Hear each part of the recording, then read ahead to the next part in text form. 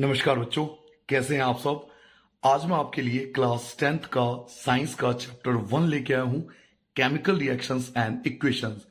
पूरे चैप्टर को जितने भी चैप्टर में इंपॉर्टेंट पॉइंट्स बनते हैं या प्रीवियस ईयर में आ चुके हैं, उन सभी को एक नोट्स के फॉर्म में पॉइंट टू पॉइंट कन्वर्ट कर लिया गया है। जैसे कि आप देख सकते हो, ये वीडियो उन बच्चों के लिए है जो 100% मार्क्स लाना चाहते हैं, जो चाहते हैं कि एक वीडियो में उनका पूरा चैप्टर कवर हो जाए, बार बार 10 जगह उनको देखने की आवश्यकता ना पड़े। क्योंकि इस वीडियो के अंदर हमने हर टॉपिक को इंक्लूड किया है, चाहे वो एक्टिविटी बेस्ड क्वेश्चन हो, नॉर्मल क्वेश्चन हो, केस स्टडी बेस्ड क्वेश्चन हो, हर तरीके के जो क्वेश्चन होते हैं उनको पॉइंट टू पॉइंट नोट्स के फॉर्म में कन्वर्ट कर लिया गया है। इस नोट्स को बहुत सारे टीचर्स ने मिलकर सजेशंस के साथ बनाया है, जो मैं आपके साथ डिस्कस करने वाला हूं। तो अगर आप ये पूरा वीडियो देखते हो तो मैं प्रॉमिस कर सकता हूं कि इससे बाहर आपके एग्जाम में नहीं आएगा।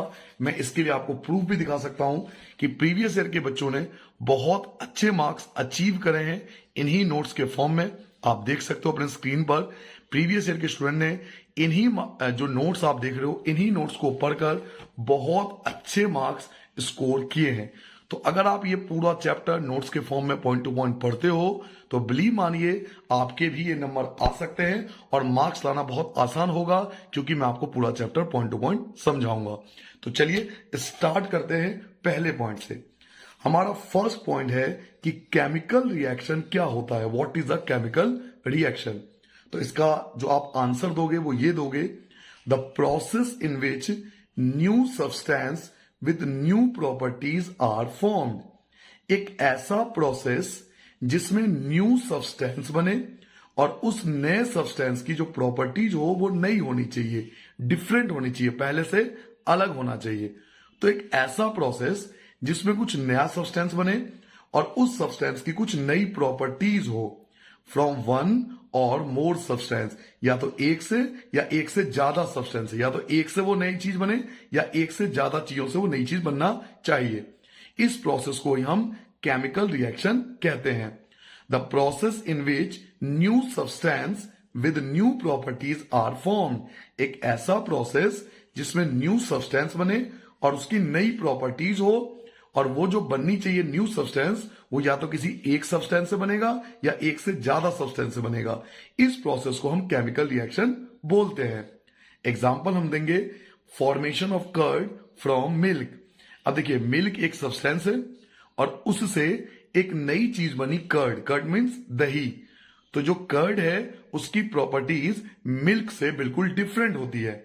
आप चाहो तो इसकी जगह दूसरा एग्जांपल भी दे सकते हो रिएक्शन के फॉर्म में, कार्बन प्लस ऑक्सीजन और कार्बन डाइऑक्साइड। तो आप ये एग्जांपल भी ले सकते हो। वैसे तो जो बोर्ड में लिखा हुआ आता है वो यही वाला लिखा हुआ आता है, बट चाहो तो आप डिफरेंट एग्जांपल भी अपनी तरफ से दे सकते हो। तो केमिकल रिएक्शन के लिए आपको ये पॉइंट हमेशा के लिए याद रखना है।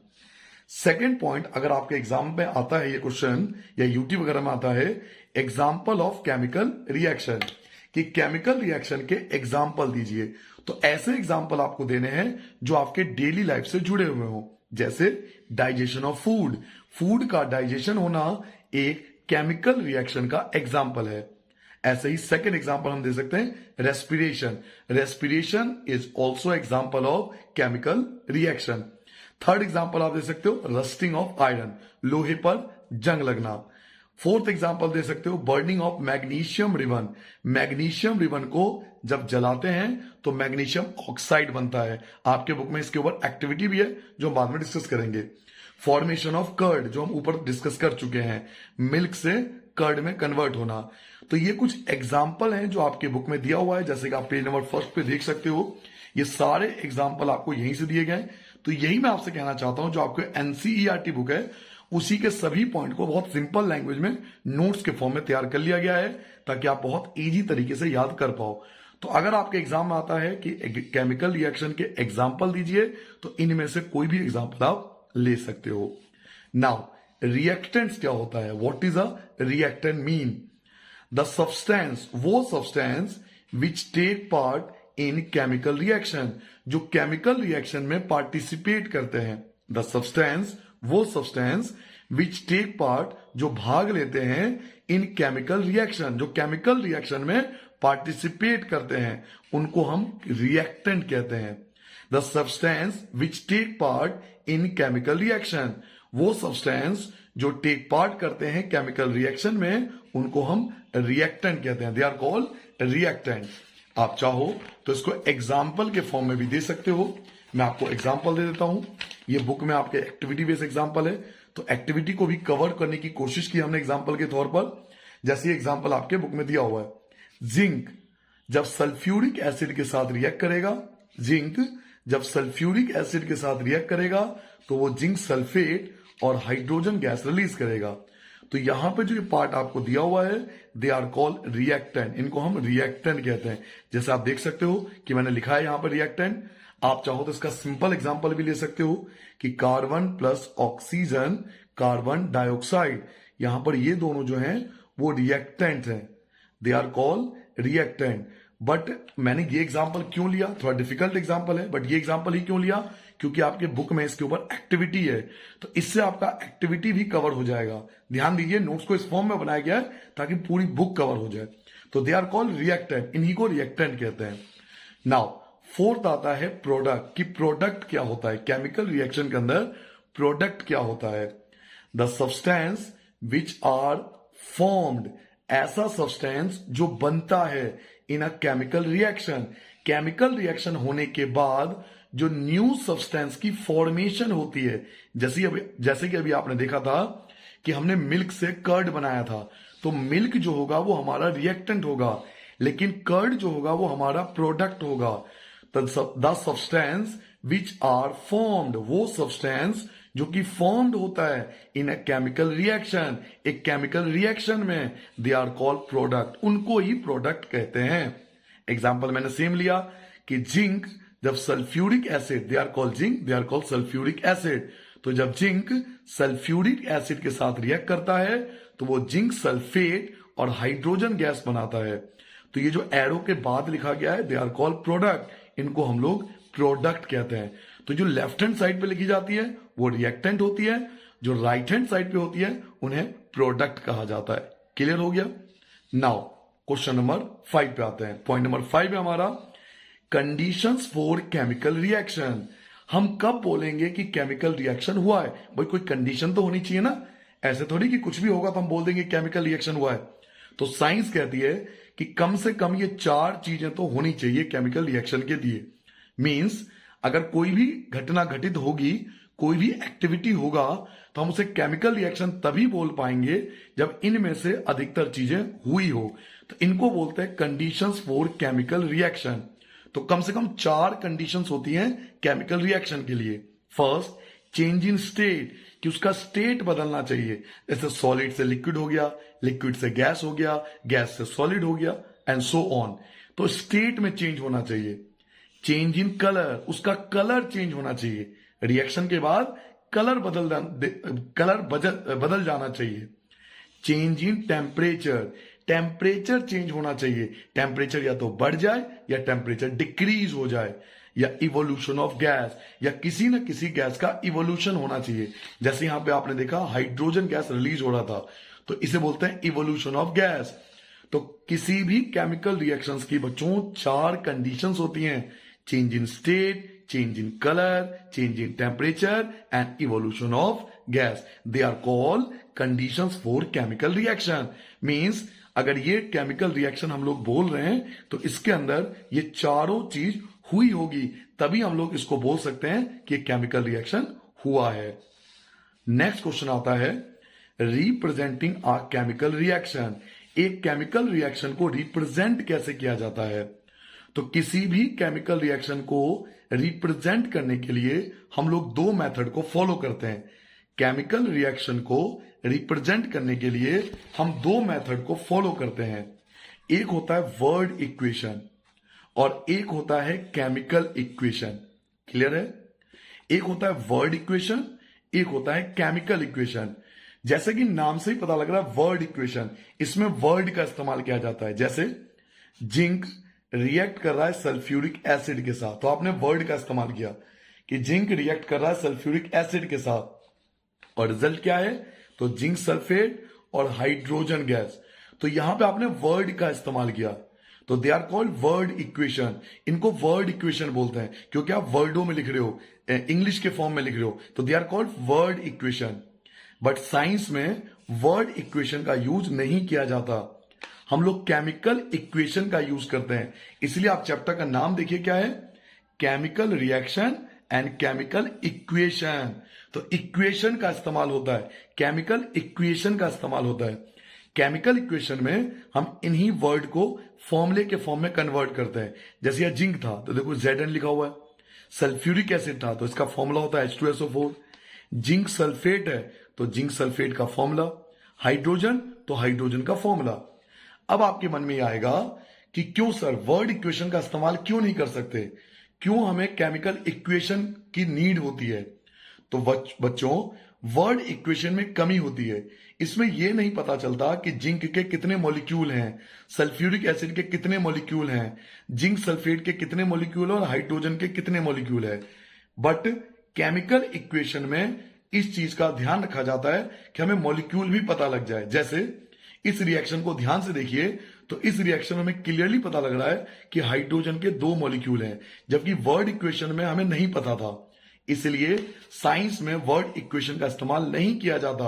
अभी 10th में आप लोग तो सिखाया जा रहा है, लेकिन आगे जैसे आप बड़े हो जाओगे 11th और उसके आगे पढ़ाई करोगे तो वर्ड इक्वेशन का इस्तेमाल नहीं होगा, केवल केमिकल इक्वेशन का इस्तेमाल होगा। तो बेफिलहाल ये टॉपिक नंबर 6 था कि केमिकल रिएक्शन को कैसे लिखा जाता है, रिप्रेजेंट कैसे किया जाता है। तो केमिकल रिएक्शन को 2 प्रकार से रिप्रेजेंट करते हैं, वर्ड इक्वेशन और केमिकल इक्वेशन। वर्ड इक्वेशन में वर्ड का इस्तेमाल करते हैं, केमिकल इक्वेशन में हम फॉर्मूले का इस्तेमाल करते हैं। ठीक है। नाउ पॉइंट नंबर 7, अगर आपसे एग्जाम में पूछा जाता है what is a chemical equation, कि केमिकल इक्वेशन क्या होता है। अभी मैंने आपको बताया ना केमिकल इक्वेशन ऊपर पढ़ाया था, तो ये होता क्या, इसकी डेफिनेशन क्या है। अ chemical equation is the symbolic representation. एक केमिकल इक्वेशन में सिंबॉलिक रिप्रेजेंटेशन किया जाता है केमिकल रिएक्शन का। जो केमिकल रिएक्शन होती है ना, जब उनको हम सिंबॉलिक रिप्रेजेंट करते हैं, जैसे ये देखिए ये एक केमिकल रिएक्शन हुआ है, ठीक है, और जब हम इसको सिंबल के फॉर्म में रिप्रेजेंट कर देंगे, जब किसी केमिकल रिएक्शन को सिंबल के फॉर्म में रिप्रेजेंट कर दिया जाएगा, फॉर्मूले के फॉर्म में लिखा जाएगा, तो they are called chemical equation. A chemical equation is the symbolic representation of a chemical reaction. Chemical reaction का जो सिंबॉलिक इक्वेशन होता है, यानी सिंबॉलिक फॉर्म में जो लिखा जाता है, उसी को केमिकल इक्वेशन कहते हैं। In the form of symbol, जिसमें हम सिंबल का इस्तेमाल करते हैं, एंड फॉर्मूला, और फॉर्मूले का इस्तेमाल करते हैं, with mention of physical state. इसके अलावा हम फिजिकल स्टेट का भी इस्तेमाल करते हैं। जैसे यहां देखिए एस लिखा हुआ है solid, G for gas, S for solid, G for gas, तो हम फिजिकल स्टेट का भी इस्तेमाल किया जाता है। तो केमिकल इक्वेशन का अगर आपसे पूछा जाता है कि इसका मीनिंग क्या होता है, तो केमिकल इक्वेशन का मतलब आप बताओगे it is the symbolic representation of a chemical reaction.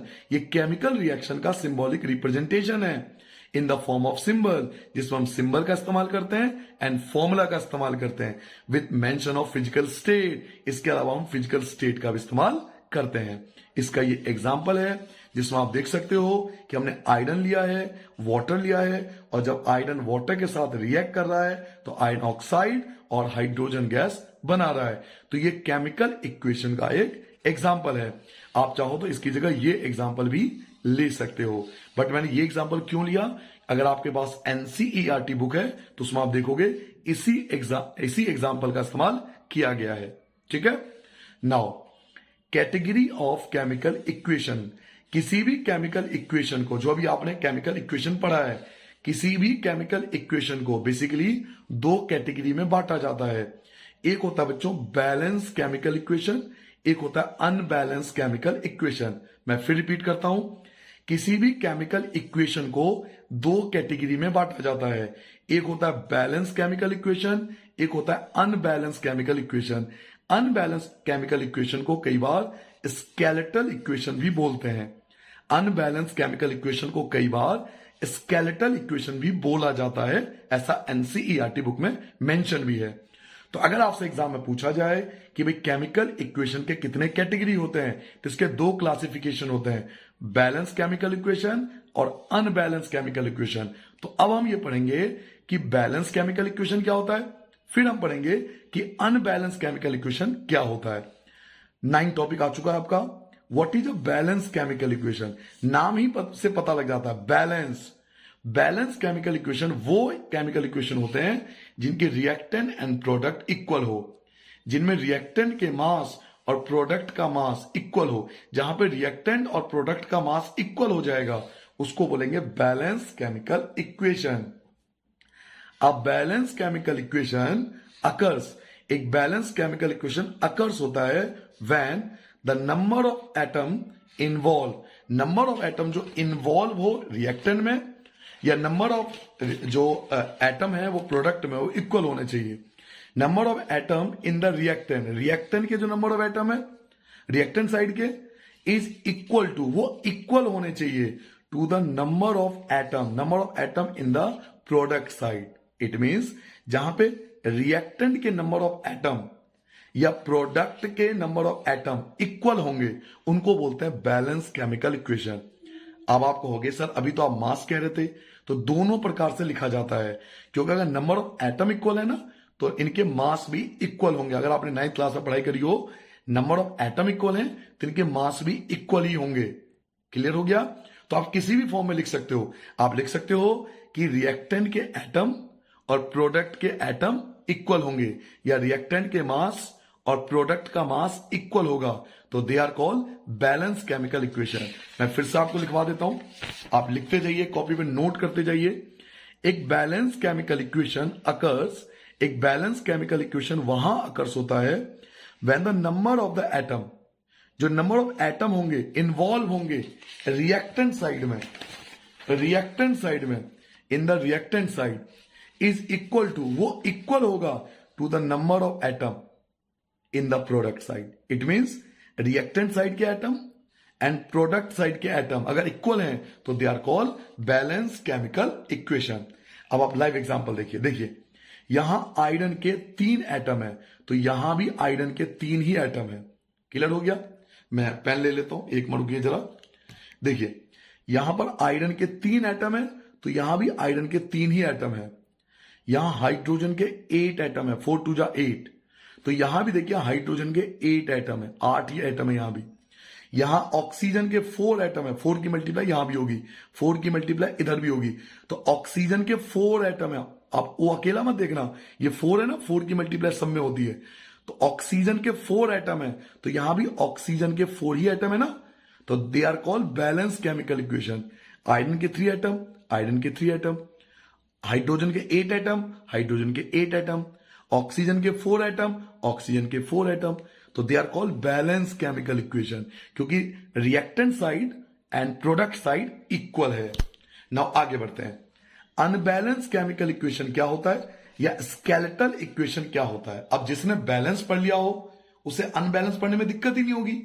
Balance का उल्टा कर दो। अनबैलेंस का मतलब क्या है, जब रिएक्टेंट और प्रोडक्ट इक्वल ना हो, बराबर ना हो, तो वो अनबैलेंस हो जाएगा। उसी को स्केलेटल केमिकल इक्वेशन भी बोलते हैं। An unbalance chemical equation occur when the number of atom involve in the reactant, या जो नंबर ऑफ एटम होंगे रिएक्टेंट में, रिएक्टेंट साइड में, इज नॉट इक्वल, वो इक्वल नहीं होगा to the number of atom in the product side. It means reactant side का number of atom और प्रोडक्ट साइड का नंबर ऑफ एटम इक्वल नहीं होगा। देखिए लाइव एग्जांपल देखिए, यहां हाइड्रोजन के 2 एटम है, यहां भी हाइड्रोजन के 2 एटम है, यहां तो कोई दिक्कत नहीं है, बट यहां ऑक्सीजन का केवल 1 एटम है, बट यहां ऑक्सीजन के 2 एटम है, तो they are call unbalance chemical equation. क्योंकि जब इसका मास आप निकालोगे और इसका मास निकालोगे तो डिफरेंट आएगा, तो they are call skeletal chemical equation, क्योंकि रिएक्टेंट साइड के जो एटम है वो प्रोडक्ट साइड के एटम के इक्वल नहीं है। तो आई होप आपको बैलेंस और अनबैलेंस क्लियर हो गया होगा। बैलेंस जिसमें रिएक्टेंट प्रोडक्ट इक्वल हो, अनबैलेंस जिसमें रिएक्टेंट साइड और प्रोडक्ट साइड के मास इक्वल ना हो। नाउ क्वेश्चन नंबर 11 आता है, point number 11। Why do balance a chemical equation. अब बच्चों यहां पर एक बहुत इंपॉर्टेंट पॉइंट मैं आपको बताता हूं, साइंस में कभी भी अनबैलेंस केमिकल इक्वेशन को फॉलो नहीं किया जाता, हमेशा बैलेंस केमिकल इक्वेशन को फॉलो किया जाता है। हम लोग साइंस में कभी भी अनबैलेंस केमिकल इक्वेशन को फॉलो नहीं कर सकते। आपको हो गया ऐसा क्यों, हम अनबैलेंस केमिकल इक्वेशन को फॉलो क्यों नहीं कर सकते? तो उसके पीछे एक लॉ है, नियम है, जो हम 9th क्लास में पढ़ चुके हैं। केमिस्ट्री का एक बहुत फंडामेंटल लॉ है, नियम है, जो ये कहता है कि हमेशा हमें बैलेंस केमिकल इक्वेशन ही रखना पड़ेगा। तो अगर आपके एग्जाम में आता है कि भाई why to balance a chemical equation, क्यों करे बैलेंस, क्यों हमें बैलेंस केमिकल इक्वेशन ही फॉलो करना है, तो आंसर दोगे chemical equation need to be balance, chemical equation को बैलेंस करना पड़ेगा in order to satisfy the law of conservation of mass. हमने एक लॉ पढ़ा था, law of conservation of mass, याद कीजिए 9th क्लास में, जो क्या कहता था, विच स्टेट दैट, जो बताता था इन अ केमिकल रिएक्शन, एक केमिकल रिएक्शन में mass can neither be created nor be destroyed. Mass ना तो क्रिएट होती है ना डिस्ट्रॉयड होती है। इसका मतलब मास ना तो बढ़ता है और ना मास घटता है। तो मास ना तो create, neither be created nor be destroyed. तो जब मास क्रिएट ही नहीं होगा और डिस्ट्रॉयड ही नहीं होगा तो दोनों साइड इक्वल होना चाहिए ना। इसलिए साइंस में हमेशा बैलेंस केमिकल इक्वेशन को ही फॉलो किया जाता है। अगर कोई अनबैलेंस केमिकल इक्वेशन गिवन भी होती है ना, तो हमें बैलेंस करना पड़ता है। तो यही क्वेश्चन आपके एग्जाम में आता है कई बार कि क्यों करें बैलेंस, तो आंसर आएगा due to law of conservation of mass, due to law of conservation of mass, जो ये कहता है कि केमिकल रिएक्शन में mass can neither be created nor be destroyed. ना तो मास को क्रिएट किया जा सकता है और ना ही डिस्ट्रॉयड किया जा सकता है। इसलिए हमें बैलेंस केमिकल इक्वेशन फॉलो करना चाहिए। नाउ पॉइंट नंबर 12 पे आते हैं, टाइप्स ऑफ केमिकल रिएक्शन। तो आखिर ये types of chemical reaction, chemical reaction होते कितने टाइप्स के हैं? तो नेक्स्ट पॉइंट आप नोट कर सकते हो, एक मिनट जब कैमरा ठीक करूं जी। केमिकल रिएक्शन बेसिकली आपके एनसीईआरटी बुक में 5 टाइप्स के दिए हुए हैं। First, combination reaction, second, decomposition reaction, third, displacement reaction, fourth, double displacement reaction and fifth, oxidation and reduction reaction, जिसको रेडॉक्स रिएक्शन भी कहते हैं। तो अगर आपके एग्जाम में ये पूछा जाता है बच्चों कि what are the types of chemical reaction, कि केमिकल रिएक्शन कितने टाइप के होते हैं, so there are 5 types of chemical reaction. Chemical reaction 5 प्रकार के होते हैं। First, combination reaction, second, decomposition reaction, third, displacement reaction, fourth, double displacement reaction, fifth, oxidation and reduction reaction, which is also called redox reaction. So there are 5 types of chemical reaction. अब हम one by one in सबको discuss करने वाले हैं, ठीक है? मजा आने वाला, आपको एक एक चीज बिल्कुल क्लियर कर दूंगा।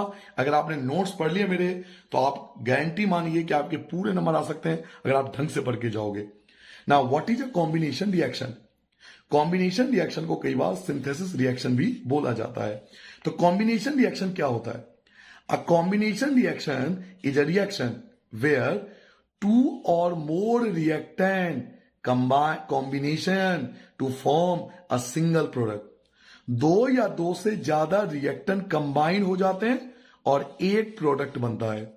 A combination reaction is a reaction, एक combination reaction होता है where जहां 2 और more reactant, 2 या 2 से ज्यादा रिएक्टेंट कंबाइंड जुड़ जाते हैं to form a single product, और एक प्रोडक्ट बनाते हैं। फॉर एग्जाम्पल, मैं हालांकि बहुत सारे एग्जाम्पल दूंगा, बट देखिए, carbon plus oxygen carbon dioxide, तो यहां पे 2 रिएक्टेंट है और 2 रिएक्टेंट मिलकर एक प्रोडक्ट बन रहा है, तो this is the combination reaction, इसको कॉम्बिनेशन रिएक्शन बोलेंगे। 14 पॉइंट आता है एग्जाम्पल ऑफ कॉम्बिनेशन रिएक्शन। देखिए हम लोग गलती क्या करते हैं कि एग्जाम्पल को छोड़ देते हैं। मेन एग्जाम्पल ही आता है केमिस्ट्री में। अगर आप एग्जाम प्रीवियस ईयर के एग्जाम चेक करो तो सबसे ज्यादा activity based, example based question आते हैं। तो एग्जाम्पल को ध्यान से करना है। Example of combination reaction, combination reaction के example, first, burning of natural gas, या बर्निंग ऑफ नेचुरल गैस का मैंने एग्जाम्पल यहां नहीं लिया, आगे चल ले रखा होगा। बर्निंग ऑफ कोल, कोयले को जलाना, तो कोयले को जलाएंगे तो ये रिएक्शन होगा carbon plus oxygen carbon dioxide, 2 reactant है एक प्रोडक्ट है। फॉर्मेशन ऑफ वाटर, वाटर की फॉर्मेशन के लिए हाइड्रोजन चाहिए, ऑक्सीजन चाहिए, दोनों मिलकर क्या बन गया? वाटर। तो दो रिएक्टेंट है, एक प्रोडक्ट है, दिस इज कॉम्बिनेशन रिएक्शन। इसके अलावा एक आता है क्विक लाइम, जिसको बोलते हैं कैल्शियम ऑक्साइड। कैल्शियम ऑक्साइड यानी क्विक लाइम जब वाटर के साथ रिएक्ट करता है तो ये स्लेक लाइम बनाता है, this is called slake lime. तो this is also a combination reaction, क्योंकि क्विक लाइम और वाटर यहां पे दो रिएक्टेंट है और प्रोडक्ट एक है, स्लेक लाइम। तो इन सब में देखिए दो रिएक्टेंट एक प्रोडक्ट, दो रिएक्टेंट एक product, two reactant one product. तो यही तो पढ़ा था, जब दो रिएक्टेंट या दो से ज्यादा रिएक्टेंट हो लेकिन प्रोडक्ट एक हो तो this is called combination reaction. तो these are the example of combination reaction. Now अगले पे आते हैं डीकंपोजिशन रिएक्शन। पॉइंट नंबर 15 आता है, what is a decomposition reaction, कि डीकंपोजिशन रिएक्शन क्या होता है। Point number 15, a decomposition reaction can be defined. एक डीकंपोजिशन रिएक्शन को हम डिफाइन कर सकते हैं as a type of chemical reaction. ये केमिकल रिएक्शन का टाइप होता है इन विच, जिसमें अंडर सुटेबल कंडीशन, एक सुटेबल कंडीशन के अंदर वन सिंगल रिएक्टेंट, एक रिएक्टेंट स्प्लिट, स्प्लिट मतलब टूटना, अ सिंगल रिएक्टेंट स्प्लिट, एक सिंगल रिएक्टेंट स्प्लिट हो जाता है, टूट जाता है इनटू टू और मोर देन टू प्रोडक्ट। जब एक रिएक्टेंट स्प्लिट हो जाए, ब्रेक डाउन हो जाए दो या दो से ज्यादा प्रोडक्ट में, तो this is called decomposition reaction. A decomposition reaction can be defined. एक डीकंपोजिशन रिएक्शन को हम डिफाइन कर सकते हैं as a type of chemical reaction, एक ऐसे टाइप ऑफ केमिकल रिएक्शन के फॉर्म में इन विच, जिसमें अंडर सुटेबल कंडीशन, एक सुटेबल कंडीशन के दौरान, अभी सुटेबल कंडीशन क्या होगा? तो हीट हो सकता है, लाइट हो सकता है, टेम्परेचर हो सकता है, लाइट हो सकता है, इलेक्ट्रिसिटी हो सकती है। तो एक सुटेबल कंडीशन के अंदर वन सिंगल रिएक्टेंट, एक अकेला रिएक्टेंट स्प्लिट हो जाता है, टूट जाता है इनटू टू और मोर देन टू प्रोडक्ट। तो जब एक रिएक्टेंट ब्रेक डाउन हो जाए दो या दो से ज्यादा प्रोडक्ट में, तो this is called decomposition reaction. Now अगला आता है, व्हाट इज डिस्प्लेसमेंट रिएक्शन। तो डिस्प्लेसमेंट रिएक्शन क्या होता है? तो हम आंसर क्या लिखेंगे? Displacement reaction is a chemical reaction. Displacement reaction एक ऐसा केमिकल रिएक्शन है इन विच, जिसमें अ मोर रिएक्टिव एलिमेंट, जो ज्यादा रिएक्टिव एलिमेंट होगा वो डिस्प्लेस कर देगा अ लेस रिएक्टिव एलिमेंट को। मोर रिएक्टिव एलिमेंट, जो ज्यादा रिएक्टिव एलिमेंट होगा वो डिस्प्लेस कर देगा a less reactive element. Sir जिसका क्या मतलब है? देखिए हमारे पास ना बहुत सारे एलिमेंट है आज के टाइम में, साइंटिस्टों ने बहुत सारे एलिमेंट का पता लगाया है। अब इनमें से कुछ एलिमेंट ऐसे होते हैं जो बहुत ज्यादा रिएक्टिव होते हैं और कुछ एलिमेंट ऐसे होते हैं जो बहुत कम रिएक्टिव होते हैं। तो जो ज्यादा रिएक्टिव एलिमेंट होता है ना, वो कम रिएक्टिव एलिमेंट को डिस्प्लेस कर देता है, हटा देता है, क्योंकि ज्यादा पावरफुल है, ये कम पावरफुल है। तो ज्यादा रिएक्टिव जब कम रिएक्टिव को डिस्प्लेस कर देता है और हटा देता है, तो this is called displacement reaction. Displacement reaction एक ऐसा केमिकल रिएक्शन है in which a more reactive element, ज्यादा रिएक्टिव एलिमेंट डिस्प्लेस कर देता है लेस रिएक्टिव एलिमेंट को फ्रॉम इट्स कंपाउंड, उसके कंपाउंड से। जैसे ये आयरन है और ये कॉपर सल्फेट है, this is called iron, this is called copper sulphate. अब आयरन जो है ना वो कॉपर से ज्यादा रिएक्टिव होता है, तो आयरन कॉपर को डिस्प्लेस कर देगा। Iron is more reactive than copper, तो आयरन कॉपर को डिस्प्लेस कर देगा। और आयरन देखिए आयरन सल्फेट बन गया, इसको फेरस सल्फेट भी कई बार बोलते हैं। कॉपर को डिस्प्लेस कर दिया, कॉपर को देखिए साइड कर दिया इसने। आयरन ने कॉपर को हटा दिया, आयरन ने कॉपर को डिस्प्लेस कर दिया, बेचारा साइड में आकर रो रहा यहां बैठकर। तो this is called displacement reaction. जो ज्यादा रिएक्टिव होगा वो कम वाले को डिस्प्लेस कर देगा। अब कई बच्चे मुझसे पूछते हैं कि सर हमें कैसे पता चलेगा कि कौन ज्यादा रिएक्टिव है और कौन कम रिएक्टिव है? तो इसके लिए हम चैप्टर 3 में पढ़ेंगे रिएक्टिविटी सीरीज। चैप्टर 3 में आएगा रिएक्टिविटी सीरीज, जिसमें हमें पता लग जाएगा कि कौन ज्यादा रिएक्टिव है और कौन कम रिएक्टिव है। ठीक है, अभी बस आप एग्जांपल याद कर लो कि ज्यादा रिएक्टिव कम रिएक्टिव को डिस्प्लेस कर रहा है, this is called displacement reaction. अगला आता है what is double displacement reaction, कि डबल डिस्प्लेसमेंट रिएक्शन क्या होता है? A double displacement reaction is a type of chemical reaction. Double displacement reaction एक ऐसा टाइप होता है केमिकल रिएक्शन का in which the in the exchange of ion, जहां पे आयन का एक्सचेंज होता है, एक्सचेंज ऑफ आयन। आयंस याद है आपको? दो थे, किसी को याद हो? आयन दो थे, पॉजिटिव आयन, नेगेटिव आयन। एक था पॉजिटिव आयन, एक था नेगेटिव आयन, याद कीजिए। कैटाइन और एनाइन आपने पढ़ा होगा क्लास 9th में। तो ऐसा रिएक्शन जिसमें एक्सचेंज ऑफ आयन हो, आयन का एक्सचेंज हो, take place between the reactant, reactant के बीच आयन का एक्सचेंज हो to form a new product, new product बनाने के लिए। एक double displacement reaction is a type of chemical reaction. एक डबल डिस्प्लेसमेंट रिएक्शन एक ऐसा टाइप होता है केमिकल रिएक्शन का इन विच जिसमें the exchange of ion, ion exchange होते हैं, take place between the reactant, reactant के बीच आयन एक्सचेंज होते हैं to form a new product. जैसे देखिए, सोडियम सल्फेट और बेरियम क्लोराइड आपस में रिएक्ट कर रहे हैं। तो याद रखिए, जो सोडियम होगा वो एक मेटल है, वो जाएगा बिल्कुल लास्ट वाले के साथ, नॉन मेटल के साथ। तो इन दोनों को हमेशा एक साथ करना है, इन दोनों को एक साथ करना है।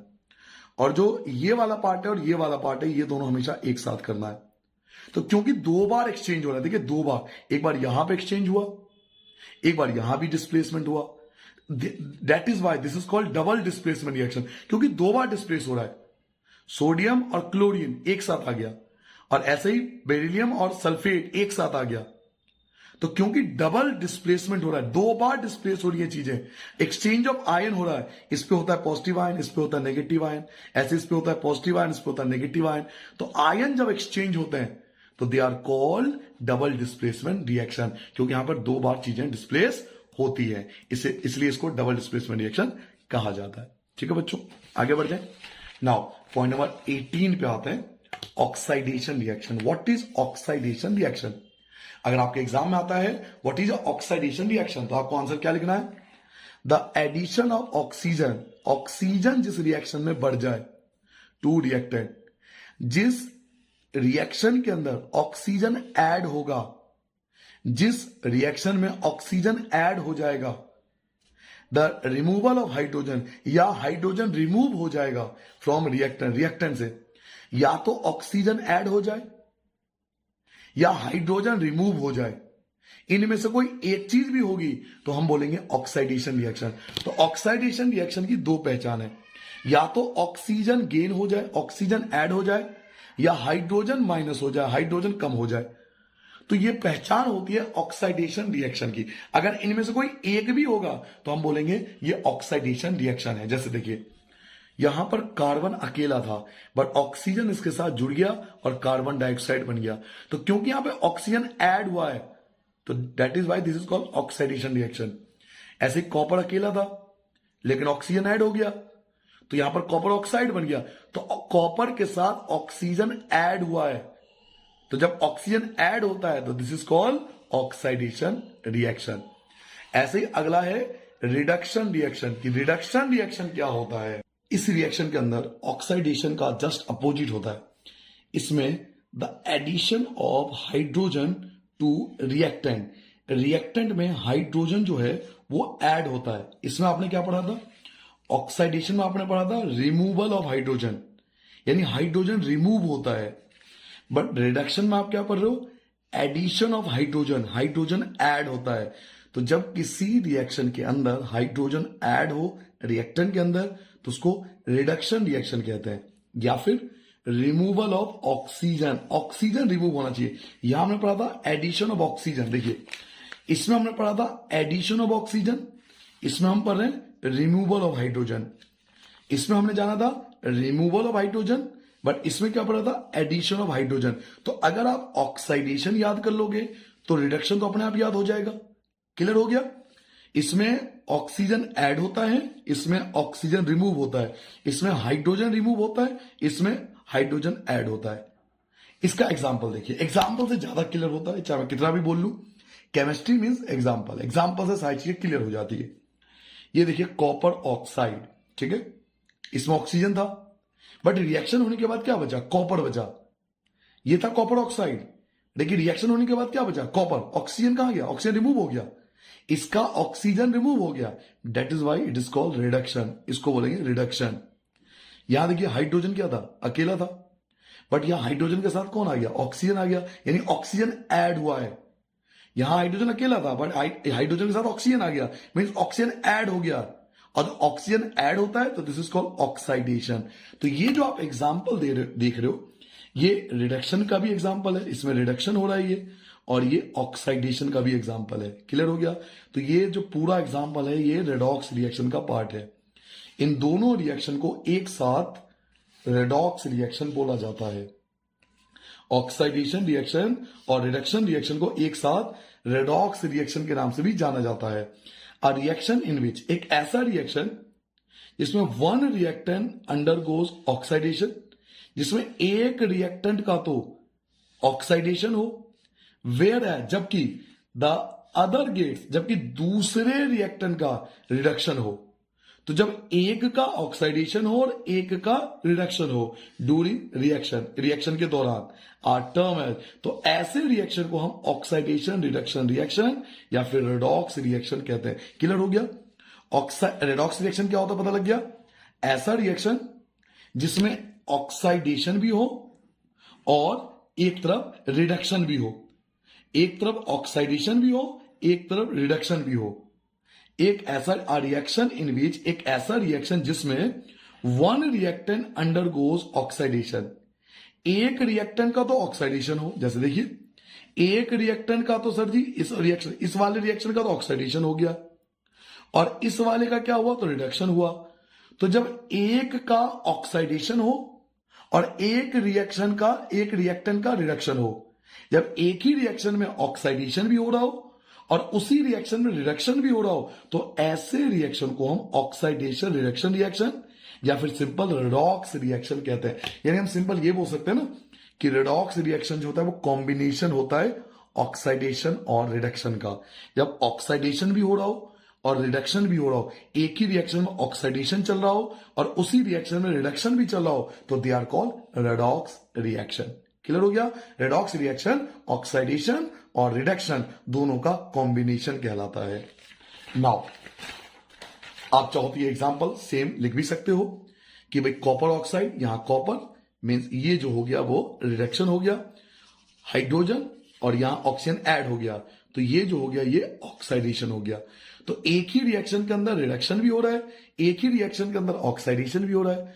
तो जब एक ही रिएक्शन में दोनों होते हैं तो they are called redox reaction. तो ये रेडॉक्स रिएक्शन का एग्जांपल है। आगे आते हैं टाइप्स ऑफ रिएक्शन। अच्छा, अगर आपने ध्यान दिया हो तो मैंने कुछ देर पहले आपको बताया था कि रिएक्शन बेसिकली 5 टाइप्स के होते हैं।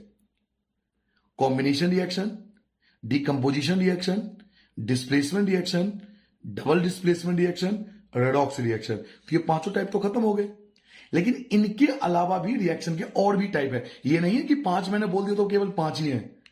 एनसीईआरटी बुक कहती है 5 है, लेकिन एनसीईआरटी बुक में और भी केमिकल रिएक्शन के टाइप दिए हुए हैं।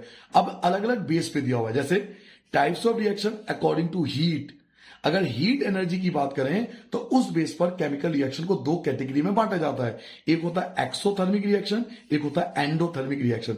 There are 2 types of chemical reaction according to heat energy. अगर हम हीट एनर्जी के बेस पर केमिकल रिएक्शन को बांटे हैं तो there are 2 types of chemical reaction. One is exothermic, second is endothermic. So what is exothermic reaction? भाई exothermic reaction क्या होता है? तो रिएक्शन इन विच, ऐसा रिएक्शन जिसमें हीट इज रिलीज, जिसमें हीट जो होती है रिलीज होती है along with formation of product, product के फॉर्मेशन के साथ, यानी प्रोडक्ट भी फॉर्म हो और साथ में हीट रिलीज भी हो। Reaction in which heat is release, heat release हो along with formation of product, product के फॉर्मेशन के साथ is called एक्सोथर्मिक रिएक्शन। ऐसे रिएक्शन को हम एक्सोथर्मिक रिएक्शन कहते हैं, जैसे कि बर्निंग ऑफ नेचुरल गैस, जो मैं आपको पीछे वीडियो में कहीं पे बोल भी रहा था। तो ये आ गया बर्निंग ऑफ नेचुरल गैस। जब हम नेचुरल गैस को जलाते हैं ना तो ये एक्सोथर्मिक रिएक्शन होता है, क्योंकि जो मेथेन गैस होता है इसे बोलते हैं methane gas, CH4। Methane gas oxygen के साथ रिएक्ट करके कार्बन डाइऑक्साइड रिलीज करता है, वाटर रिलीज करता है और साथ में हीट भी रिलीज कर रहा है। तो इस रिएक्शन के अंदर आप देख रहे हो कि भाई ये रिएक्टेंट है, ये प्रोडक्ट है और प्रोडक्ट के साथ हीट भी रिलीज हो रहा है। तो जब प्रोडक्ट के साथ हीट रिलीज होता है तो this is called exothermic reaction. ऐसा रिएक्शन जिसमें हीट रिलीज हो along with the formation of product के फॉर्मेशन के साथ, this is called exothermic reaction. ये रिएक्टेंट है, ये प्रोडक्ट है, लेकिन प्रोडक्ट के साथ हीट भी रिलीज हो रहा है, तो this is the best example of exothermic reaction. Respiration is also an exothermic reaction. जो रेस्पिरेशन होती है ना, जो हम लोग रेस्पिरेशन करते हैं, which is also exothermic reaction. अगर आपसे पूछा जाए क्यों, why respiration is exothermic reaction, तो आप ये वाला एग्जांपल रिएक्शन लिख सकते हो। इसमें ग्लूकोज ऑक्सीजन के साथ रिएक्ट करके कार्बन डाइऑक्साइड, वाटर और एनर्जी रिलीज करता है। तो ये तो आपका रिएक्टेंट हो गया। ये ग्लूकोज का फॉर्मूला होता है बच्चों, ग्लूकोज और ऑक्सीजन ये रिएक्टेंट हो गए, कार्बन डाइऑक्साइड एंड वाटर ये आपका प्रोडक्ट हो गया। तो रिएक्टेंट और प्रोडक्ट तो बन रहा है, बट प्रोडक्ट के साथ एनर्जी भी तो रिलीज हो रही है ना। तो यही तो डेफिनेशन थी कि जब प्रोडक्ट के साथ हीट एनर्जी या हीट रिलीज हो तो this is called exothermic reaction. So respiration is also exothermic reaction. अगर आपसे पूछा जाए why respiration is exothermic reaction, तो आप ये रिएक्शन लिख सकते हो। ये बेस्ट एग्जांपल होगा आपके लिए। Now what is endothermic reaction? तो ये एक्सोथर्मिक रिएक्शन का जस्ट अपोजिट है। एक्सोथर्मिक रिएक्शन में क्या पढ़ा कि हीट रिलीज होती है, और एंडोथर्मिक में क्या पढ़ोगे कि हीट एब्जॉर्ब होती है। Endothermic reaction are those chemical reaction, endothermic reaction वो केमिकल रिएक्शन होती है जिसमें द रिएक्टेंट एब्जॉर्ब हीट, जो रिएक्टेंट होता है वो एब्जॉर्ब कर लेता है हीट एनर्जी को फ्रॉम द सराउंडिंग, अपने आसपास के सराउंडिंग से। तो ऐसा रिएक्शन जिसमें रिएक्टेंट हीट को एब्जॉर्ब कर ले, ऐसा रिएक्शन जिसमें रिएक्टेंट हीट को एब्जॉर्ब कर ले, जब हीट एनर्जी को एब्जॉर्ब कर लेगा ना रिएक्शन सराउंडिंग से, तो this is called the endothermic reaction. For example ये देखिए, कार्बन डाइऑक्साइड और ये आपका वाटर, ये सनलाइट आप यहां लिख सकते हो, यहां लिख सकते हो, ठीक है, कहीं भी लिख सकते हो। तो यहां पर सनलाइट एब्जॉर्ब होती है और तब जाके ग्लूकोज और ऑक्सीजन की फॉर्मेशन होती है। ये फोटोसिंथेसिस का केमिकल रिएक्शन लिखा हुआ है। तो कार्बन डाइऑक्साइड, वाटर तो रिएक्टेंट है, लेकिन साथ में सनलाइट हीट एब्जॉर्ब हो रहा है ग्लूकोज और ऑक्सीजन को बनाने के लिए, प्रोडक्ट को बनाने के लिए।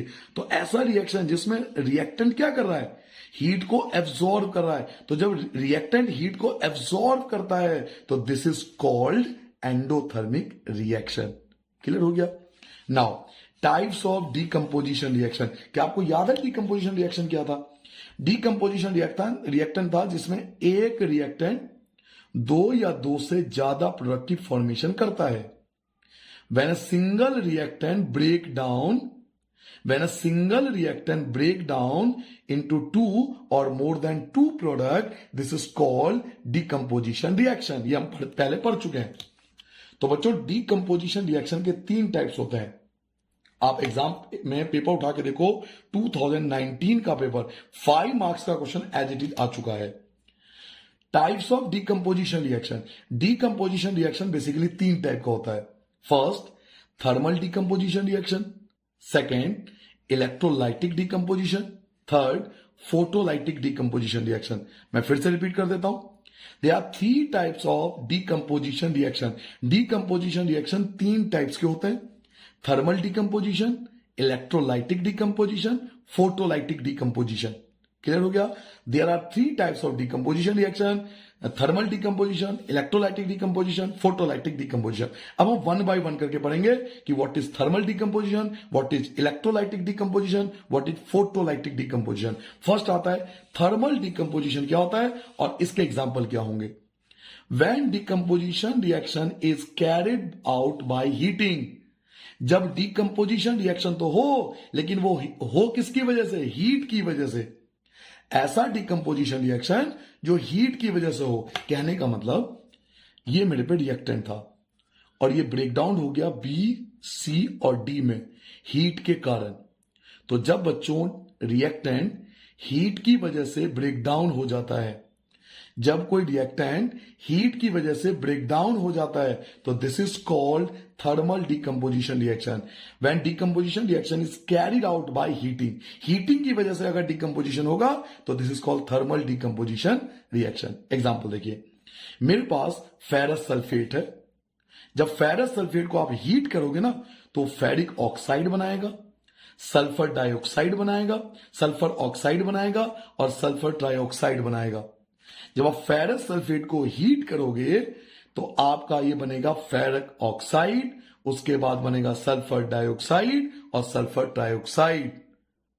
तो आपने क्या देखा कि एक रिएक्टेंट ब्रेक डाउन हो रहा है हीट की वजह से, ये रिएक्टेंट हीट की वजह से 3 हिस्सों में टूट गया, तो this is called thermal decomposition reaction. इनके कलर याद कर लेना, फेरस सल्फेट का कलर ग्रीन होता है, फेरिक ऑक्साइड का कलर जो होता है वो रेड ब्राउन होता है। तो ये दोनों कलर याद कर लेना, ठीक है, ये बहुत ज्यादा एग्जाम में आता है। ऐसे ही कैल्शियम कार्बोनेट, जिसको हम लाइम स्टोन भी कहते हैं, अगर आप कैल्शियम कार्बोनेट को हीट करोगे ना तो एक बनेगा आपका कैल्शियम ऑक्साइड और एक कार्बन डाइऑक्साइड। अगर आप लाइम स्टोन को हीट करते हो तो आपका एक बनेगा क्विक लाइम और एक बनेगा कार्बन डाइऑक्साइड। तो यहां भी देखो रिएक्टेंट क्या हो रहा है, हीट की वजह से ब्रेक डाउन हो रहा है। तो जब रिएक्टेंट हीट की वजह से ब्रेक डाउन हो जाएगा तो this is called thermal decomposition reaction. एक और एग्जांपल देखो, लेड नाइट्रेट, इसे बोलते हैं लेड नाइट्रेट। तो लेड नाइट्रेट हीट की वजह से ब्रेक डाउन हो गया लेड ऑक्साइड में, नाइट्रोजन डाइऑक्साइड में और ऑक्सीजन में। तो लेड नाइट्रेट, ये जो लेड नाइट्रेट है ये 3 पार्ट्स में ब्रेक डाउन हो गया। क्यों? ड्यू टू हीट, हीट की वजह से। तो जब कोई रिएक्टेंट हीट की वजह से ब्रेक डाउन होगा तो this is called thermal decomposition reaction. Lead nitrate heat की वजह से लेड ऑक्साइड, नाइट्रोजन डाइऑक्साइड और ऑक्सीजन की फॉर्मेशन करता है। तो this is the best example for thermal decomposition reaction. क्या नोट कर लिया आपने? आगे बढ़ जाए। नाउ आगे बढ़ते हैं। अब इलेक्ट्रोलाइटिक डिकम्पोजिशन क्या रिएक्शन होती है? भाई अभी मैंने आपसे बताया कि भाई डिकम्पोजिशन रिएक्शन की 3 कैटेगरी होती है। एक हम पढ़ चुके हैं, दूसरा हम पढ़ेंगे electrolytic decomposition. When decomposition is carried out by passing electricity, जब डिकम्पोजिशन रिएक्शन तो हो लेकिन वो इलेक्ट्रिसिटी की वजह से हो। फॉर एग्जाम्पल, अगर ए कोई रिएक्टेंट है और वो बी, सी और डी में ब्रेक डाउन होता है ड्यू टू इलेक्ट्रिसिटी, तो अगर ये इलेक्ट्रिसिटी की वजह से ब्रेक डाउन हो जाए तो इसको बोलेंगे electrolytic decomposition reaction. For example water, ये वाटर है, वाटर में अगर आप इलेक्ट्रिक करंट पास करोगे ना तो आप उसे हाइड्रोजन और ऑक्सीजन में ब्रेक डाउन कर सकते हो। इसके ऊपर बहुत अच्छे से एक्टिविटी एक्सप्लेन की गई है आपके एनसीईआरटी बुक में, आप एक बार जरूर देख लेना, बहुत ज्यादा क्वेश्चन आता है। वाटर में इलेक्ट्रिक करंट पास करके हम हाइड्रोजन और ऑक्सीजन उसको ब्रेक डाउन कर रहे हैं, तो वाटर को इलेक्ट्रिक करंट के द्वारा तोड़ा जा रहा है, डिकम्पोजिशन किया जा रहा है। That is why this is called electrolytic decomposition, क्योंकि इलेक्ट्रिसिटी की वजह से ये डिकम्पोज हो रहा है, 2 हिस्सों में टूट रहा है। नाउ अगला आता है फोटोलाइटिक डिकम्पोजिशन रिएक्शन। क्या होता है? What is photolytic decomposition reaction? When decomposition is carried out in presence of sunlight, अगर डिकम्पोजिशन हो लेकिन अगर सनलाइट की वजह से हो, अगर decomposition is carried out in the presence of sunlight, अगर डिकम्पोजिशन सनलाइट की वजह से हो तो it is called photolytic decomposition reaction. तो इसको फोटोलाइटिक डिकम्पोजिशन रिएक्शन के नाम से जाना जाता है। फोटोलाइटिक क्लियर हो गया? ऐसा डिकम्पोजिशन जो सनलाइट की वजह से हो। सिंपल, अगर मैं आपसे कहना चाहूं कि भाई मेरे पास एक रिएक्टेंट है जो कि बी, सी और डी में ब्रेक डाउन हो गया ड्यू टू सनलाइट। अगर सनलाइट की वजह से कोई चीज ब्रेक डाउन हो जाए, अगर सनलाइट की वजह से कोई रिएक्टेंट ब्रेक डाउन हो जाए तो this is called photolytic decomposition. For example देखिए, सिल्वर क्लोराइड, सिल्वर क्लोराइड को जब आप सनलाइट में रखोगे ना तो सिल्वर अलग हो जाता है, क्लोरीन अलग हो जाता है। तो सिल्वर क्लोराइड सनलाइट की वजह से डिकम्पोज हो गया। सिल्वर ब्रोमाइड, सिल्वर ब्रोमाइड भी सनलाइट की वजह से सिल्वर अलग हो गया, ब्रोमीन अलग हो गया। तो आप क्या देख रहे हो कि सनलाइट की वजह से ये ब्रेक डाउन हो रहे हैं। तो जब कोई रिएक्टेंट सनलाइट की वजह से ब्रेक डाउन हो जाए, जब कोई रिएक्टेंट सनलाइट की वजह से ब्रेक डाउन हो जाए तो this is called photolytic decomposition reaction. ठीक है, क्लियर हो गया सारी बातें? तो अभी मैंने आपको जस्ट अभी क्या पढ़ाया बच्चों, हमने जाना कि डिकम्पोजिशन रिएक्शन 3 टाइप के होते हैं, थर्मल, इलेक्ट्रोलाइटिक, फोटोलाइटिक। अगर हीट की वजह से डिकम्पोजिशन हो तो थर्मल डिकम्पोजिशन, अगर इलेक्ट्रिसिटी की वजह से, इलेक्ट्रिक करंट की वजह से डिकम्पोजिशन हो तो इलेक्ट्रोलाइटिक डिकम्पोजिशन, और अगर सनलाइट की वजह से डिकम्पोजिशन हो तो फोटोलाइटिक डिकम्पोजिशन। ठीक है, मैंने विद एग्जांपल आपको तीनों टाइप समझा दिए। नाउ आगे बढ़ते हैं।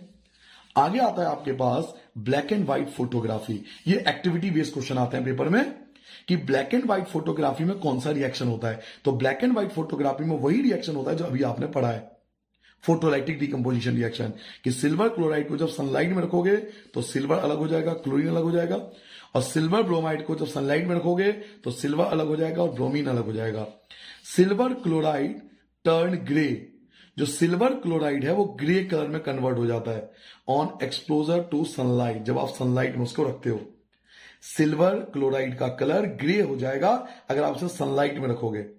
अब reaction is use in black and white photography, और ये जो रिएक्शन आप देख रहे हो इनका इस्तेमाल किया जाता है ब्लैक एंड व्हाइट फोटोग्राफी में। अगर आपने कभी ब्लैक एंड व्हाइट फोटो खींचा हो तो आपको पता होना चाहिए कि ये दोनों रिएक्शन इस्तेमाल किया जाता है ब्लैक एंड व्हाइट फोटोग्राफी में। ठीक है, तो अगर ब्लैक एंड व्हाइट फोटोग्राफी के बारे में कुछ भी पूछे तो आपको ये वाला चीज एक्सप्लेन करना है आंसर। ठीक है, नाउ पॉइंट नंबर आते हैं बच्चों 29 कि कोरोजन क्या होता है। व्हाट इज कोरोजन, कोरोजन किसे बोलते हैं। आपने देखा होगा अक्सर लोहे के ऊपर एक ब्राउन कलर की कोटिंग हो जाती है जिसे हम बोलते हैं जंग लगना, रस्टिंग ऑफ आयरन, तो हम वही पढ़ रहे हैं। बट कोरोजन एक ब्रॉडर टॉपिक है। देखिए होता क्या है, बात होगी आयरन की, ठीक है, इसके अलावा सिल्वर की, सिल्वर, उसके अलावा आप बात करो कॉपर की। तो ये मेटल जो होते हैं वो धीरे धीरे क्या होता है, खराब हो सकते हैं अगर ये वाटर के कांटेक्ट में आ जाए, मॉइस्चर के कांटेक्ट में आ जाए, तो ये मेटल जो है ना खराब हो जाएंगे, क्योंकि इनके ऊपर एक कोटिंग चढ़ जाती है जो उसको वीक कर देती है, कमजोर कर देती है। उसी को कोरोजन कहते हैं सिंपल भाषा में। और जब आयरन के ऊपर कोरोजन होता है तो उसको हम रस्टिंग के नाम से जानते हैं। तो रस्टिंग केवल आयरन के लिए यूज होता है, लेकिन बाकी सबके लिए कोरोजन वर्ड यूज होता है। कोरोजन इसको भी बोल सकते हैं, कोरोजन कोरोजन कोरोजन, तीनों के लिए यूज होता है। लेकिन आयरन क्योंकि बहुत ज्यादा यूज होता है इसके लिए उसको स्पेशल वर्ड यूज किया गया, rusting. When a metal is exposed to moisture, जब कोई मेटल मॉइस्चर के कांटेक्ट में आता है, एयर के कांटेक्ट में आता है या एसिड के कांटेक्ट में आता है। When a metal is exposed to moisture, air, acid, जब कोई मेटल, मेटल मतलब ये आयरन, सिल्वर, कॉपर वगैरह, जब वो किसी मॉइस्चर के कांटेक्ट में आता है, एयर के कांटेक्ट में आता है या फिर एसिड के कांटेक्ट में आता है, फॉर सम टाइम, कुछ समय के लिए, a layer of hydrated oxide is form, तो उसके ऊपर एक लेयर जम जाती है हाइड्रेटेड ऑक्साइड की, उसके ऊपर एक लेयर जम जाती है, कोटिंग हो जाती है, उसके ऊपर लेयर जम जाती है हाइड्रेटेड ऑक्साइड की, विच वीकेंस द मेटल, जिससे मेटल बहुत ज्यादा वीक हो जाता है, and hence metal is said to be corrode, उसी को हम कोरोड कहते हैं कि मेटल जो है वो कोरोड हो गया, उसका कोरोजन हो गया, वो बेकार हो गया, वो वीक हो गया। जब कोई मेटल मॉइस्चर के, एयर के या वाटर के कांटेक्ट में आता है तो उसके ऊपर एक लेयर जम जाती है, और वो लेयर होती है हाइड्रेटेड ऑक्साइड की, जो उस मेटल को वीक कर देता है। When a metal is exposed to moisture, air, acid, जब कोई मेटल मॉइस्चर, एयर या एसिड के कांटेक्ट में आता है फॉर सम टाइम, कुछ समय के लिए, a layer of hydrated oxide, उसके ऊपर लेयर जम जाती है हाइड्रेटेड ऑक्साइड की, बन जाती है, जो वीक कर देता है उस मेटल को, और hence metal is said to be corrode, उसी को बोलते हैं कोरोजन, कि मेटल कोरोड हो गया। और केवल आयरन के लिए हम लोग रस्टिंग वर्ड का इस्तेमाल करते हैं। अब एग्जाम्पल क्या है कोरोजन का, तो रस्टिंग ऑफ आयरन मैं आपको पहले ही बता चुका हूं, जो ब्राउन कलर का होता है, आयरन के ऊपर लग जाता है, आपने देखा भी होगा। ब्लैक कोटिंग ऑन सिल्वर, अगर सिल्वर का आप ज्वेलरी देखो, मम्मी के पास होगा, पायल वगैरह होते हैं वो काले पड़ जाते हैं, तो ब्लैक कोटिंग ऑन सिल्वर, उसको हम कोरोजन बोलेंगे। Green coating on copper, copper पर आप देखोगे बर्तन वगैरह होंगे आपके घर में, पूजा वगैरह के लिए यूज करते हैं कॉपर का, तो आप देखो धीरे धीरे उसका कलर ग्रीन हो जाता है, तो वो जो कलर ग्रीन हो रहा है उसको कोरोजन बोलेंगे। तो रस्टिंग ऑफ आयरन हो गया, या ब्राउन कोटिंग ऑन आयरन हो गया, ब्लैक कोटिंग ऑन सिल्वर हो गया, ग्रीन कोटिंग ऑन कॉपर हो गया, दीज आर द कोरोजन। तो ये कोरोजन का डेफिनेशन विद एग्जांपल आपको समझाया। नाउ क्या हम कोरोजन को रोक सकते हैं? यस, कोरोजन को रोका जा सकता है। कैसे? पेंटिंग करके, आप बार बार पेंट कीजिए, आपने देखा होगा लोहे पे बार बार पेंट करते हैं ताकि जंग ना लगे, तो कोरोजन से बचा जा सकता है। कुछ मेथड है, पेंटिंग कीजिए, अप्लाइंग ग्रीस एंड ऑयल, या तो ग्रीस लगाइए, ऑयल लगाइए बार बार उस चीज पर, गैल्वेनाइजेशन कीजिए। अब सर ये गैल्वेनाइजेशन क्या होता है? The process of depositing a thin layer of zinc, हम क्या करते हैं, जिंक का लेयर चढ़ा देते हैं आयरन के ऊपर, तो उसको बोलते हैं गैल्वेनाइजिंग। तो ये प्रिवेंशन तरीके हैं कुछ कोरोजन से बचने के लिए, या तो पेंटिंग कीजिए, या ग्रीस एंड ऑयल लगाइए, या गैल्वेनाइजिंग कीजिए। अगर आप पूछा था गैल्वेनाइजेशन क्या होता है, तो ये एक ऐसा प्रोसेस है जिसमें जिंक का लेयर चढ़ा दिया जाता है आयरन के ऊपर। अब जिंक का लेयर ही क्यों चढ़ाया जाता है, तो ये चैप्टर 3 में डिस्कस करेंगे गैल्वेनाइजेशन के बारे में डिटेल से। बाई टिन प्लेटिंग भी आप कर सकते हो, एंड क्रोमियम प्लेटिंग भी आप कर सकते हो, या एलॉय बना सकते हो। तो दीज आर द मेथड्स, ये मेथड है जिससे हम कोरोजन से बच सकते हैं। कोरोजन से बचने का क्या तरीका है, पेंटिंग कीजिए, ग्रीज एंड ऑयल लगाइए, गैल्वेनाइजेशन कीजिए, टिन प्लेटिंग कीजिए, या एलॉय बना दीजिए, या क्रोमियम प्लेटिंग कीजिए। ये कुछ ऐसे मेथड है जिससे हम कोरोजन से बच सकते हैं। तो these are the method to prevent corrosion. तो अगर पेपर पूछा था भाई कोरोजन के मेथड बताओ जो जिससे प्रिवेंट हो सके, तो दीज आर द मेथड्स। ये 5 पॉइंट आपके लिए इनफ होगा। नाउ अगला क्वेश्चन आता है व्हाट इज रेंसिडिटी। रेंसिडिटी क्या होता है, when the substance containing oil and fat, जब किसी सब्सटेंस में ऑयल एंड फैट हो, जैसे मान लीजिए समोसा खाते होंगे आप भी, है ना, तो उसके अंदर ऑयल एंड फैट तो होता है। फैट मतलब घी या तो घी से बनता है या फिर तेल से बनता है। तो कोई ऐसा सब्सटेंस जो कि ऑयल या फैट से बना हो, आर एक्सपोज टू एयर, और वो एयर के कांटेक्ट में आ जाए काफी टाइम के लिए, दे गेट ऑक्सीडाइज, तो वो ऑक्सीडाइज्ड हो जाता है, एंड बिकम रैंसिड, और वो रैंसिड हो जाता है। जब कोई when the substance containing oil and fat, जब कोई सब्सटेंस जिसके अंदर हो ऑयल या फैट एक्सपोज हो जाता है, कांटेक्ट में आ जाता है एयर के, और वो ऑक्सीडाइज हो जाता है, जब वो ऑक्सीडाइज हो जाएगा यानी एयर के कांटेक्ट में आ जाएगा, तो वो रैंसिड हो जाएगा। और इसके कारण क्या होगा, तो ड्यू टू विच, जिसके कारण उसका टेस्ट और स्मेल बदल जाएगा, due to which there smell and taste and colour change, उसका जो स्मेल है, टेस्ट है और कलर है वो बदल जाएगा। देखिए, फैट या ऑयल से बना हुआ कोई भी ऑब्जेक्ट जब एयर के कांटेक्ट में आता है तो ऑक्सीडाइज्ड बोलते हैं इसको, ये ऑक्सीडाइज्ड हो गया। साइंटिफिक वर्ड याद कीजिए, जब कोई फैट या ऑयल से बना हुआ चीज एयर के कांटेक्ट में आता है तो वो ऑक्सीडाइज हो जाता है, जिसकी वजह से उसका स्मेल, टेस्ट और कलर चेंज हो जाता है। इसी को साइंस में रैंसिडिटी के नाम से जाना जाता है। क्या रैंसिडिटी को रोका जा सकता है, मेथड टू प्रिवेंट रैंसिडिटी, क्या हम रैंसिडिटी को रोक सकते हैं? यस, इसको रोका जा सकता है। एडिंग एंटीऑक्सीडेंट टू फूड, आजकल बहुत सारे एंटीऑक्सीडेंट मार्केट में अवेलेबल है, वो फूड में ऐड किया जाता है ताकि वो ऑक्सीजन से रिएक्ट ना करें। Storing food in container, air tight container, अगर हम फूड को स्टोर करें एयर टाइट कंटेनर में, अगर आप ड्राई फ्रूट्स वगैरह लो तो आपको मिलेगा एयर टाइट कंटेनर में, देखोगे बिस्किट वगैरह या चिप्स वगैरह एयर टाइट कंटेनर में भी आते हैं, तो उसके अंदर एयर नहीं जाता, तो वो ऑक्सीडाइज या रेंसिडिटी नहीं होता उसके अंदर। तो क्या रेंसिडिटी से बचा जा सकता है? यस, अगर हम एंटीऑक्सीडेंट यूज करें फूड के अंदर, या उसको पैकिंग करें एक एयर टाइट कंटेनर में, या हम उसको फ्रिज में रेफ्रिजरेटर करें, मतलब फ्रिज में रख देते हैं ना चीजों को, क्यों? ताकि वो ऑक्सीडाइज ना हो, एयर के साथ कांटेक्ट में ना जाए। और रिप्लेसिंग एयर बाय नाइट्रोजन, या रिप्लेस कर दें, एयर को हटा के नाइट्रोजन भर दें। जैसे कि एग्जांपल देखिए, चिप्स मैन्युफैक्चर जो होते हैं वो एयर को हटा देते हैं और उसकी जगह पैकेट में नाइट्रोजन गैस फिल कर देते हैं। जो चिप्स वगैरह आप खाते हो ना, और उसमें आपने देखा होगा कि पूरी तरह से उसमें गैस भरी होती है, तो बच्चों गैस भरना मजबूरी है। अगर वो नाइट्रोजन गैस उसके अंदर नहीं भरेंगे ना तो वो चिप्स ऑक्सीडाइज हो जाएगा, खराब हो जाएगा जल्दी, इसलिए उसमें गैस भरी होती है। क्लियर हो गया? चिप्स मैन्युफैक्चर क्या करते हैं, एयर को निकाल देते हैं मशीन से और उसकी जगह नाइट्रोजन गैस भर देते हैं ताकि वो ऑक्सीडाइज ना हो, खराब ना हो और काफी दिनों तक चल सके। एक होता है पर्सिपिटेशन reaction. What is a पर्सिपिटेशन reaction? अगर आप एनसीईआरटी उठाओगे तो लास्ट में आपके इस बुक में, एनसीईआरटी बुक में पर्सिपिटेशन रिएक्शन बिल्कुल लास्ट में आप देखोगे, लास्ट में यहां पर पढ़ोगे, यहां पर आपको जानने को मिलेगा यहां पर कि पर्सिपिटेशन रिएक्शन क्या होता है। छोटा सा आपको टॉपिक दिया हुआ है, तो मैं आपको एग्जांपल के साथ आपको समझाता हूं। एनी रिएक्शन, एक ऐसा reaction in which N insoluble solid, कोई इनसोल्यूबल सॉलिड फॉर्म हो, जिसको पर्सिपिटेट कहते हैं।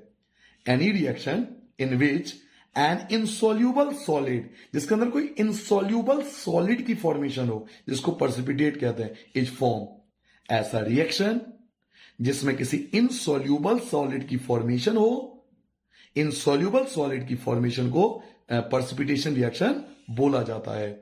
तो एक ऐसा रिएक्शन जिसमें इनसोल्यूबल सॉलिड बनेगा उसको पर्सिपिटेशन रिएक्शन बोला जाता है। जैसे एग्जांपल देखिए, सोडियम सल्फेट को जब बेरियम क्लोराइड के साथ रिएक्ट किया जाता है तो वो बेरियम सल्फेट और सोडियम क्लोराइड बनाता है।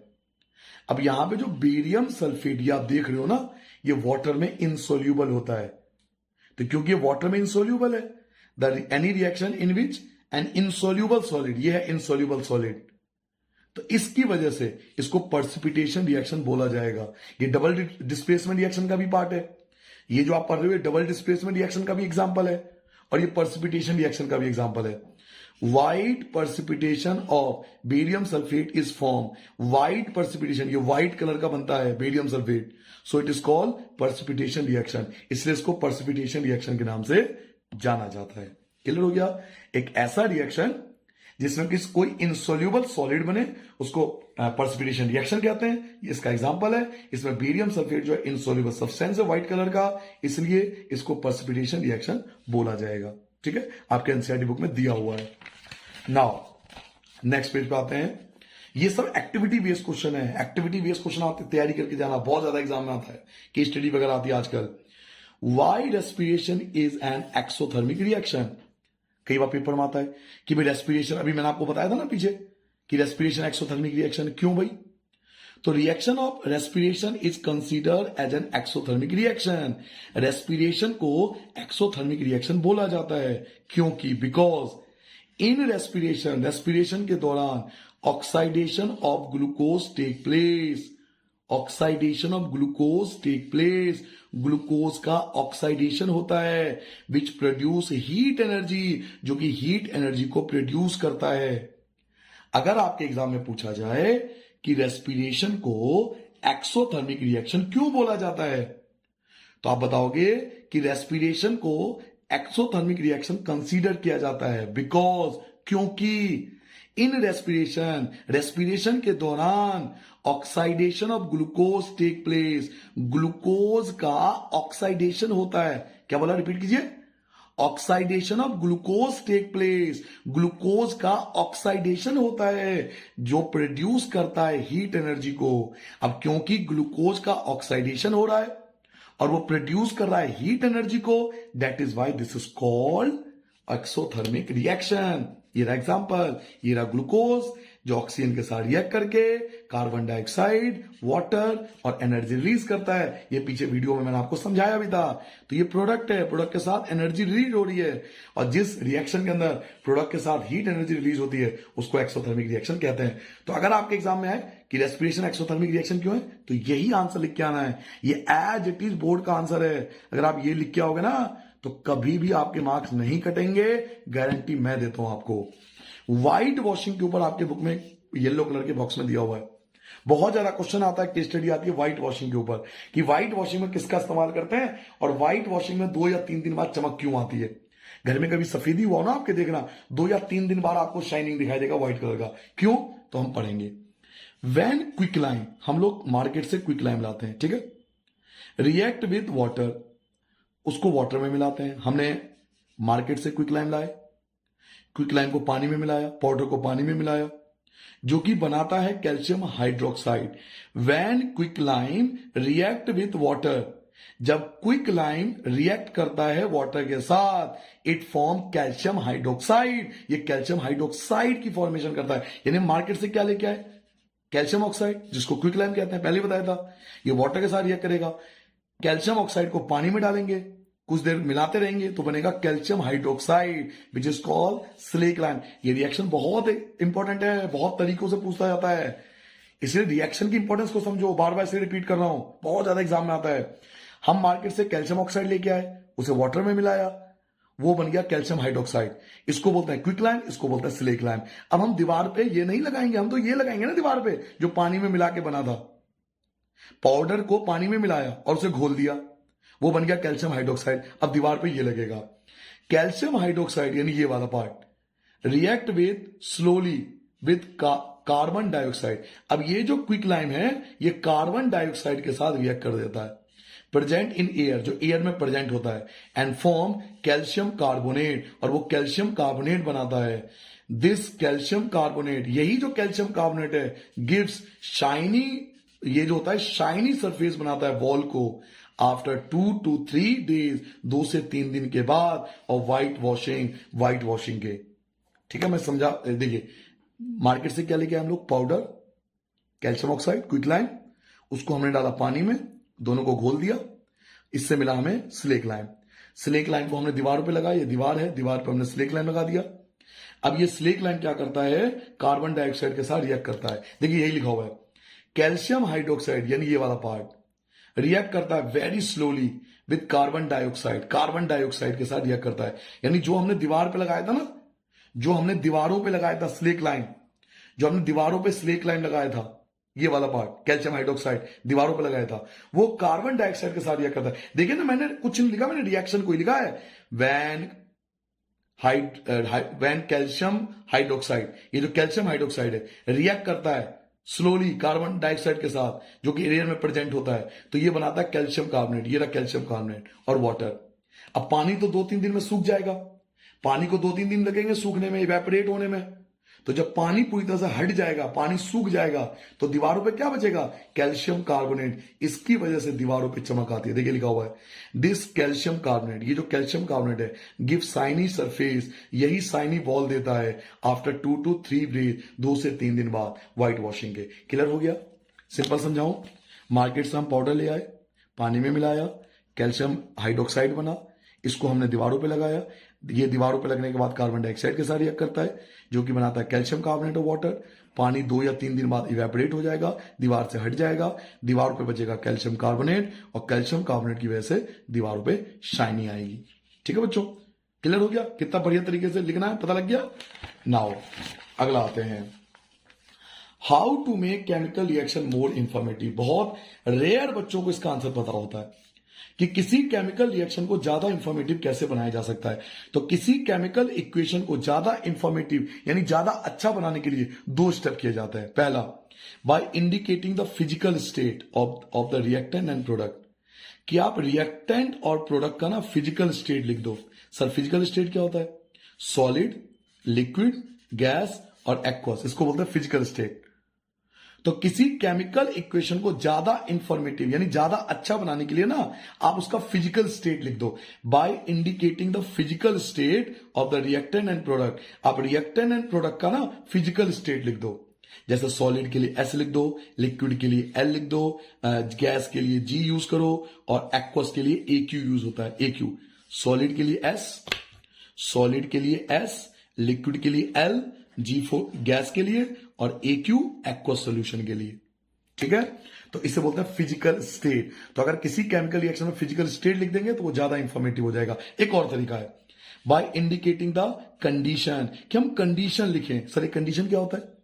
जो कि रिएक्शन के ऊपर लिखा जाता है। याद है अभी थोड़ी देर पहले मैंने आपको बताया था कि कभी हीट से ब्रेक डाउन होता है, कभी इलेक्ट्रिसिटी से ब्रेक डाउन होता है, कभी सनलाइट से ब्रेक डाउन होता है, तो इन्हीं को बोलते हैं कंडीशन।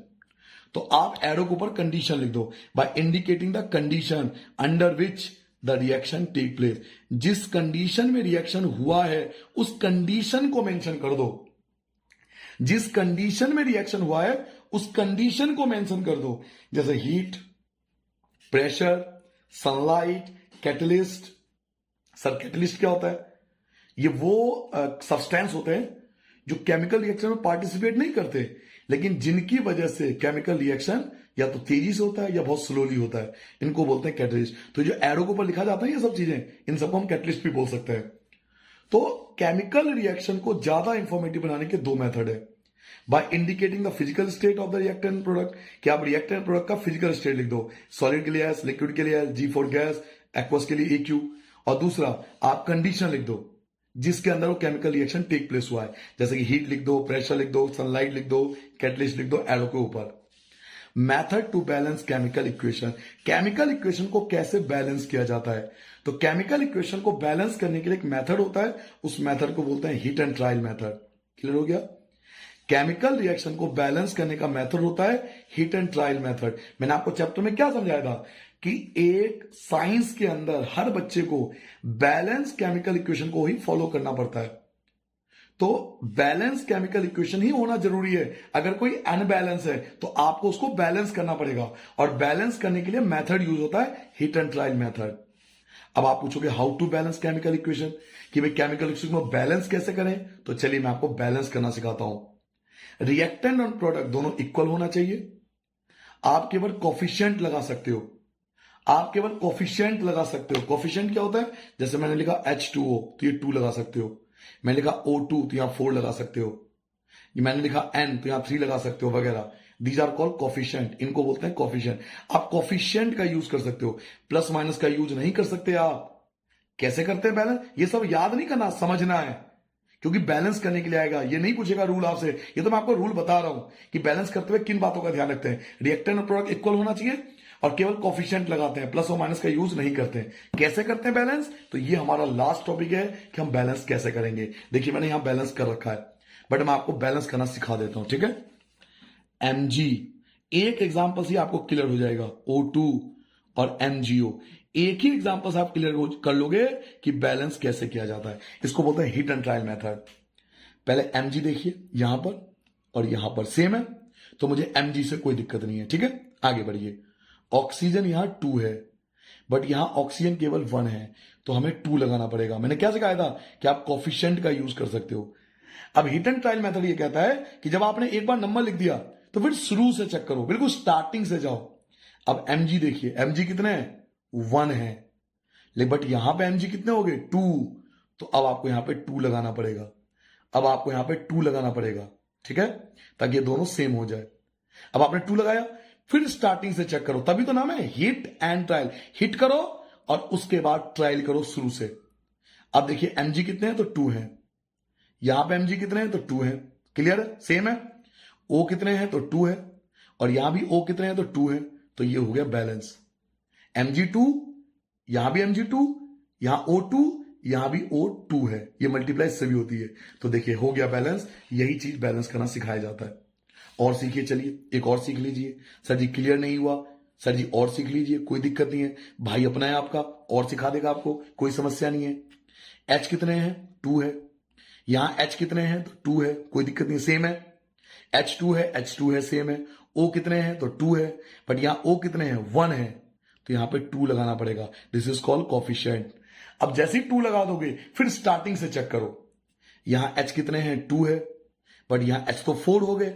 4 कैसे हो गए, 2 2 जा 4, देखिए 2 2 जा 4, तो यहां H2 है, लेकिन यहां H4 हो गया, तो यहां पे 2 लगाना पड़ेगा, फिर से शुरू से कोफिशिएंट, फिर स्टार्टिंग से चेक करो। अब H कितने हैं, तो 4, 2 2 जा 4, 4 हो गया, यहां भी H4 हो गया, H4 H4। O कितने हैं, तो 2 है, और O देखिए O यहां भी 2 है, 2 यहां होगा ना, 2 हो गया, तो हो गया बैलेंस। क्लियर हो गया। चलिए एक और समझ लीजिए, मैं कहता हूं N2 प्लस H2, थोड़ा हार्ड सा ले लेता हूं, और यहां लिख दिया NH3, लीजिए जी, इसको बैलेंस करना है हमें। तो N कितने हैं, 2 है, N कितने हैं, 1 है, तो यहां पे 2 लगाना पड़ेगा। फिर शुरू से चेक करेंगे।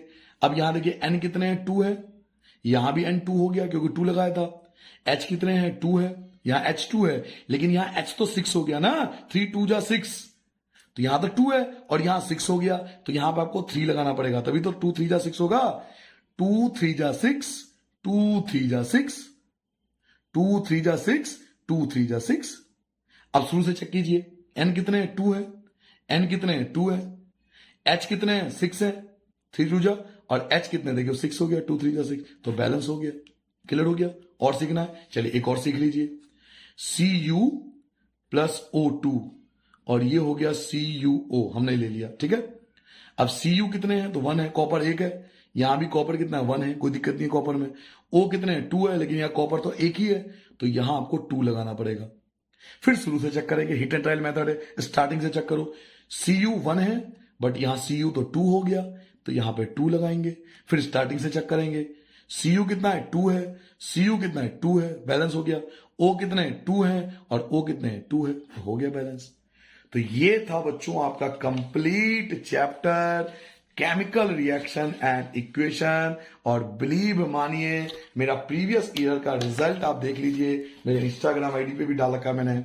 अब हर एक रिजल्ट को चेक कीजिए, अगर ये बच्चे ला सकते हैं, मेहनत कर सकते हैं, तो आप क्यों नहीं कर सकते। इन सभी बच्चों ने पढ़ाई इसी से करा है, इन्हीं नोट से करा है। तो ऐसे ही मैं वीडियो आपको हर चैप्टर का देने वाला हूं, पॉइंट टू पॉइंट आपको देने वाला हूं। हर चैप्टर के नोट्स आप पढ़ते जाइए और कमाल कर दीजिए, छा जाइए बिल्कुल मार्केट के अंदर, बढ़िया से नंबर लाइए। और वीडियो पसंद आए तो लाइक जरूर कीजिए, अपने दोस्तों के साथ शेयर कीजिए, क्योंकि नॉलेज को जितना ज्यादा शेयर किया जाता है ना, वो चीजें उतना बढ़ती है। ठीक है, नमस्कार, जय हिंद, जय भारत।